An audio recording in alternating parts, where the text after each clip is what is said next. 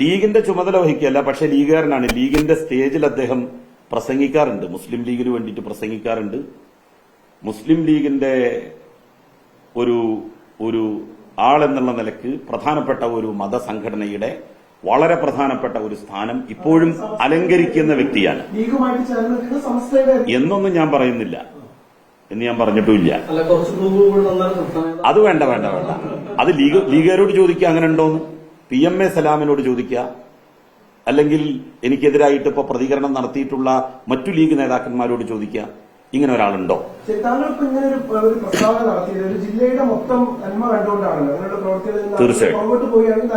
പക്ഷെ അതിനോട് ആദ്യം തന്നെ ജില്ലയിലെ ഏറ്റവും വലിയ രാഷ്ട്രീയ പാർട്ടി പ്രതികരിച്ചത് താങ്കളെ ഒരു വർഗീയവാദിയാക്കിക്കൊണ്ടാണ്. ഞാൻ പറഞ്ഞത് ഒരു കുറച്ച് മുൻപത്തെ നേതൃത്വമായിരുന്നെങ്കിൽ, പക്ഷെ അതിൽ താങ്കളെ പോലുള്ള ആളുകളായിരുന്നെങ്കിൽ താങ്കൾ എന്തെങ്കിലും നിർദ്ദേശം വെക്കുമ്പോൾ അതിന് സ്വീകരിക്കുമായിരുന്നു എന്ന് തോന്നുന്നുണ്ടോ? സത്യത്തിൽ സ്വീകരിക്കുകയാണ് ചെയ്യേണ്ടത്. ഞാൻ ഒരു അതിരുവിട്ട പ്രസ്താവനയോ അല്ലെങ്കിൽ മോശപ്പെട്ട ഒരു കാര്യമോ അല്ലല്ലോ പറഞ്ഞത്. ഇപ്പോ ഞാൻ നിങ്ങൾക്ക് മുന്നിൽ കാണിച്ച ഈ പ്രസംഗം നടത്തുന്നത് ബഷീർ ഫൈസി എന്ന് പറയുന്ന പ്രസിദ്ധനായിട്ടുള്ള ഒരു പണ്ഡിതനാണ്. അദ്ദേഹം കേരളത്തിലെ പ്രധാനപ്പെട്ട ഒരു മതസംഘടനയുടെ ഉന്നതമായ പദവി അലങ്കരിക്കുന്ന വ്യക്തിയാണ്. ഇദ്ദേഹം തന്നെ പറയുന്നുണ്ട് മതപണ്ഡിതന്മാരോട്, മത നേതാക്കന്മാരോട്, നമ്മളിത് പറയണം, സമൂഹത്തോട് ഉത്ബോധിപ്പിക്കണം, അതല്ല എന്നുണ്ടെങ്കിൽ അവർ തെറ്റിദ്ധരിക്കും. ഇപ്പൊ ഒരു മതപണ്ഡിതൻ ഇങ്ങനെ ഒരു സ്വർണ്ണക്കടത്ത് നടത്തി എന്ന് പറയുമ്പോൾ അത് വലിയ വാർത്തയാവേണ്ടതായിരുന്നു, പ്രത്യേകിച്ച് മുസ്ലിം ലീഗ്. കുറെ വർഷങ്ങൾക്ക് മുമ്പാണ് ഹജ്ജിന് പോയിട്ട് വരുന്ന സമയത്താണ് യഹ്യാ ഉലൂമുദ്ദീന്റെ, ഹജ്ജിനാണോ ഉംറക്കാണോ എന്ന് എനിക്കറിയില്ല, ഹജ്ജിന് തന്നെയാണെന്നാണ് എന്റെ ബലമായ വിശ്വാസം. എത്ര വർഷം?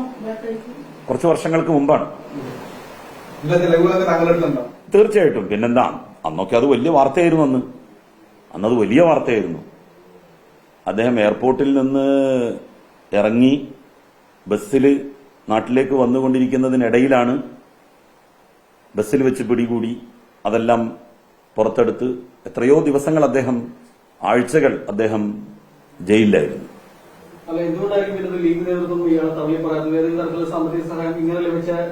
അങ്ങനെ അതൊന്നും ആവൂല. ഞാൻ സതുദ്ദേശത്തോടു കൂടിയാണ് പറഞ്ഞത്. ഞാനിപ്പോ മുസ്ലിം ലീഗിനെ ടാർണിഷ് ചെയ്യാൻ വേണ്ടി പറഞ്ഞതല്ല. അങ്ങനെയാണെങ്കിൽ മുസ്ലിം ലീഗിന്റെ സംസ്ഥാന അധ്യക്ഷൻ എന്നല്ലേ ഞാൻ പറയാ. ഞാൻ സാദിഖ് അലി ശിഹാബ് തങ്ങളെ എന്റെയും കൂടി ഖാദി എന്നുള്ള നിലയിൽ പറയാണ്. ഞാൻ നിങ്ങളോട് ചോദിക്കട്ടെ, നിങ്ങളിൽ മുസ്ലിങ്ങളും മറ്റു മതസ്ഥരും ഒക്കെ ഉണ്ടാവും. എവിടെയെങ്കിലും ഒരു മതപ്രസംഗം നടത്തുന്ന സമയത്ത് ഇത്തരത്തിലുള്ള കാര്യങ്ങൾ മതനിഷിദ്ധമാണ് എന്ന രൂപത്തിൽ പറയുന്നത് നമ്മൾ കേട്ടിട്ടില്ലല്ലോ. രാജ്യവിരുദ്ധമായ ഒരു കാര്യം മതവിരുദ്ധവുമാണ്. രാജ്യസ്നേഹം എന്ന് പറയുന്നത് ഈമാന്റെ പകുതിയാണ് എന്ന് ഇബ്രാഹിം സുലൈമാൻ സൈഡ് സാഹിബ് എപ്പോഴും പ്രസംഗിക്കാറുള്ള ഒരു കാര്യമാണത്. പ്രവാചകൻ മുഹമ്മദ് നബിയുടെ ഒരു വാചകം എടുത്ത് അദ്ദേഹം എപ്പോഴും ഉദ്ധരിക്കാറുള്ള കാര്യമാണ്. രാജ്യസ്നേഹം അത് വിശ്വാസത്തിന്റെ പകുതിയാണ് എന്ന്. ആ നിലക്കാണ് ഞാൻ സൂചിപ്പിച്ചത്. ഇതിനെ അങ്ങനെ അതിവൈകാരികതയിൽ കാണേണ്ട കാര്യമില്ല.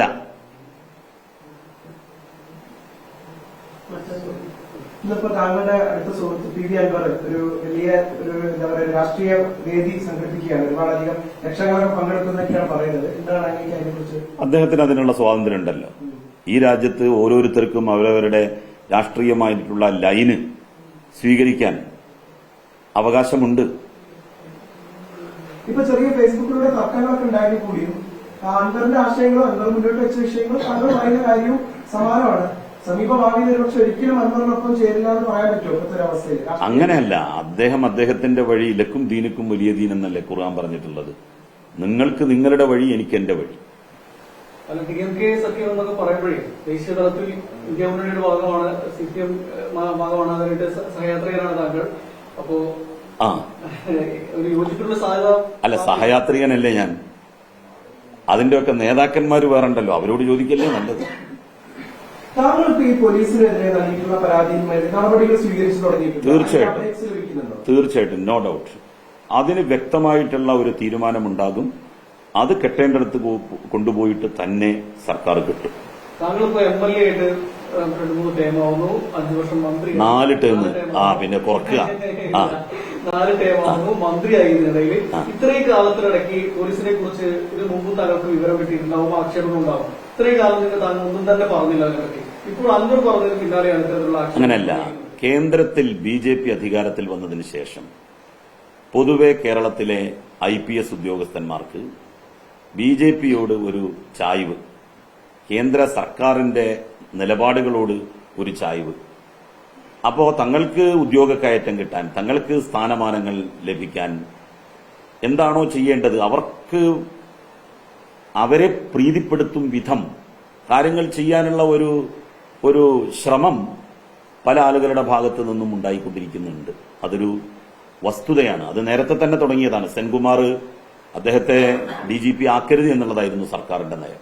എന്നാൽ മുസ്ലിം ലീഗിന്റെ നിയമസഭാ കക്ഷിയുടെ ഉപനേതാവ് MK മുനീർ സാഹിബ് എന്തൊരു വാശിയിലായിരുന്നു സെൻകുമാറിന് വേണ്ടി അസംബ്ലിയിൽ വാദിച്ചത്. VD സതീശൻ, രമേശ് ചെന്നിത്തല, ഇത്ര നല്ലൊരു ഉദ്യോഗസ്ഥൻ വേറെ ഉണ്ടോ എന്നല്ലേ ചോദിച്ചത്.